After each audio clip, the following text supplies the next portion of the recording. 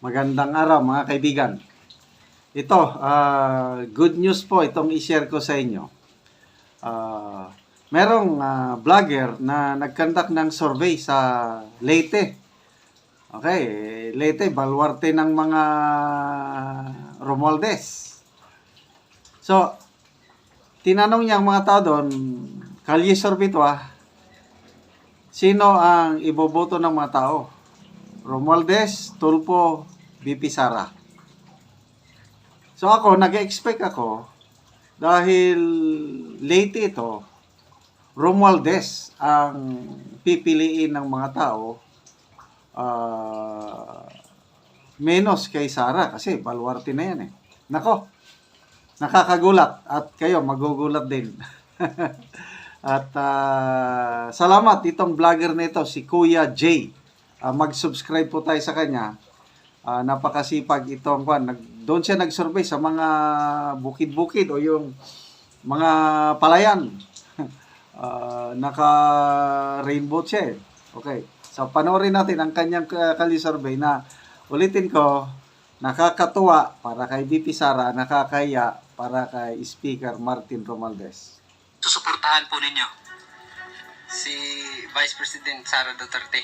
Yan. Sino po yung susuportahan natin? Sara Duterte. Si VP Sara. Ayan, bakit po si VP Sara ang inyong napili? Ano po yung susuportahan ninyo? Si Sara Duterte po. Vice President Sara. Bakit po si VP Sara? Para makatulong sa mga mahirap. Nalaman ka bang ginawa ni Vice President na nakatulong? Ganon? Meron na po. Sino po? Sara. VP Sara. Oh, di Sara kasi rapid ito po. Rapid Tulfo. So siya yung pipilian nyo? Oh, Rapid Tulfo. rapid po. Bakit po si Rapid Tulfo? Good morning mga kababayan at welcome back dito sa ating channel. At ngayon po ay nandito tayo sa Kalubian, Leyte. At dito po tayo magsagawa ng ating survey mga kababayan. No? Kung sino po yung mga susuportahan ng ating mga kababayan dito sa pagkapangulo sa 2028. Although malayo pa pero magsasurvey tayo habang nandito tayo sa Leyte. So tanungin natin sila kung sino po yung kanilang susuportahan sa pagkapangulo sa 2028. Ayan, nandito po yung ating mga picture. So ito po yung matunog ng mga kababayan na tatakbo ng pagkapangulo sa 2028. Nandito po si Speaker Romualdez, si Senador Rafi Tulfo at saka si VP Sara Duterte. So without further ado, let's go! Boy, pwede mag-survey, boy. Survey. Kalye survey. Okay lang. Ayan, okay lang. Tara mga kababayan. Pasensya na sa istorbo ha. Ilang taon ka na? 23. 23. So, butante ka na. Ay, nakakabuto ka na. Ayan, survey lang po tayo para sa content natin sa YouTube. Sino po yung suportahan nating presidente sa pagka-2028? Matagal po ito, pero ito kasi yung matunog na tatakbo ng pagka-presidente sa 2028. Ito po si Congressman Speaker Martin Romualdez, si Senador Rafi Tulfo, at saka si VP Sara Duterte. Sila yung matunog na tatakbo sa 2028. Para sa iyo, sino po yung susuportahan po ninyo? Si Vice President Sara Duterte. Yan, si VP Sara. Bakit po si VP Sara? Kay libre man ang tuition sa pag-eskwela. Yung tuition dati kay, yung kay Digong. Si Duterte kasi libre tuition. Kapali yung problema mo ng allowance. Allowance na lang. Saka boarding house. Boarding house. Ayun. Nung school, Sa Ipso. Bipso, saan yan? Biliran State University. Yan, sa Biliran. Anong year nyo na po? Second year. Yan, sa ikan. Yan, libre tuition. Ayan, kaya support nyo po siya. Ano ba ang pangalan ni Boy? Mark. Yan, si Mark. Yan, kahit second year college, no? Ano pong course niyo po doon sa PBSU? SIT, Electricity, Major in Electricity. PSIT. Thank you at pasensya na po sa abala ha. Ayan. So ngayon mga kababayan, tanungin naman natin yung mga kasama niya dito na nag-harvest ng palay. Boy, pwede ma-survey, boy. Ayan, dito tayo sa palayan.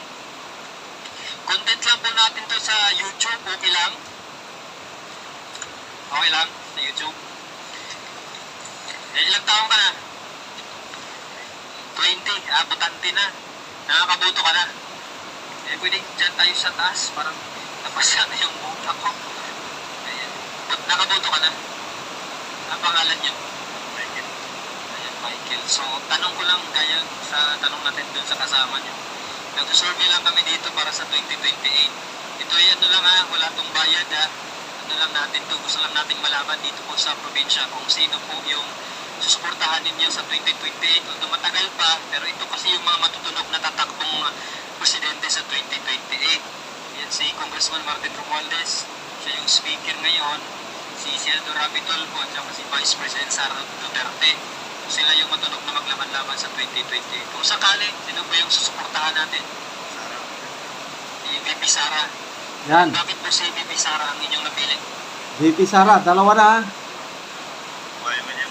Wala na sa una. Duterte. Yeah, so maganda daw yung ginawa ni dating Pangulong Duterte, yung tatay niya. Maganda daw yung ginawa ng tatay niya, mga kababayan. So yun na gusto mo sa kanya. Maraming salamat ha. Ilan taon ka na ba? 25. Butante ka na. Ay, hindi ka na-register. Pero sa 2028 pa itong survey natin. Malakas ang ulan. Pasensya na. Para makapunta ka sa 2028. Lakas. Ayan, survey lang po natin kung sino ba yung sumunta natin tatakbong presidente. Pero malayo pa nga yun. Pero gusto lang natin malaman kung sino ba yung sumuntahan ninyo. Ito po yung mga matutulog na tatakbo sa 2028. Si House Speaker Martin Romualdez, si Senador Rapi Tulfo, si Vice President Sara Duterte. Kung halimbawa, sino po yung susumuntahan ninyo? Sara Duterte. Ayan. Vice President Sara. Bakit po siya? Sara Duterte, tatlo na. Ano bang halimbawa may nalaman ka bang ginawa ni Vice President na nakatulong? Yan na po.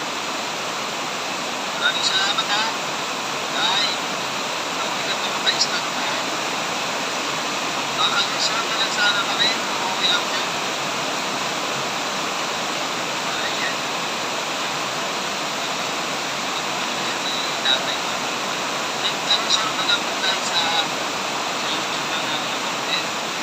Kung sino ba yung susuportahan yung tatakbong presidente sa 2028. Ito kasi yung matunog na tatakbo, si Martin Romualdez, si Rapi Tulfo, si Rapi Tulfo, at saka si Vice President Sara Duterte. Kung sakali tayo, sino ba yung suportahan nyo sa 2028 po? Sino po? Sara. Hindi Sara. Sara. Rapi Tulfo. Yan. VP Sara o Rapi Tulfo, pinagpipilian niya. Bakit po silang dalawa tayo? Romualdez, zero pa rin. Pinabangon, pinagmatulungin. So, apat na ang kay VP Sara. Silang dalawa yung pinagpipilian mo muna sa ngayon. Wala pa yung mas mabigat kung sino yung talagang sa kanilang dalawa. Basta kayo, sigurado na parang sigurado.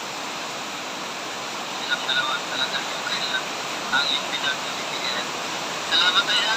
Salamat po sa so ito yung content lang natin to sa YouTube. Maraming nagbayad sa akin. Ito tayong bayad dito ng mga politiko. So ate, mapapulsa lang natin na mag-content tayo ng ganito. Dito po sa probinsya, mga kababayan. Salamat tayo! So ayun mga kababayan, meron pong tayo nakita doon. Sabihin na natin si Kuya. Kuya!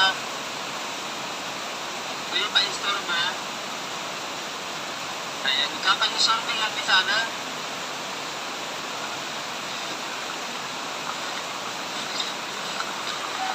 Dito kasi sa probinsya, mga kababayan, magkalayo yung mga bahay-bahay. Kaya pwede maka-store ko sa vlog. Ano lang sa vlog lang namin, content sa YouTube, yung para sa 2028, kung sino po yung suportahan yung tatakbong presidente.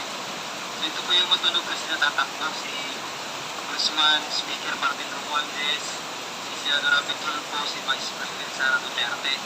Ang halimbawa, Rapi Tulfo.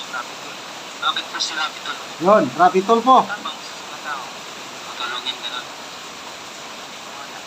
Kaya siya yung gusto ko. Okay, to be continued, sabi niya. So, aabangan ko yung part 2. Baka may part 3 pa nga ito. At least, ilan yung natanong? 5 ang natanong. 3, klaro nga si BP Sara.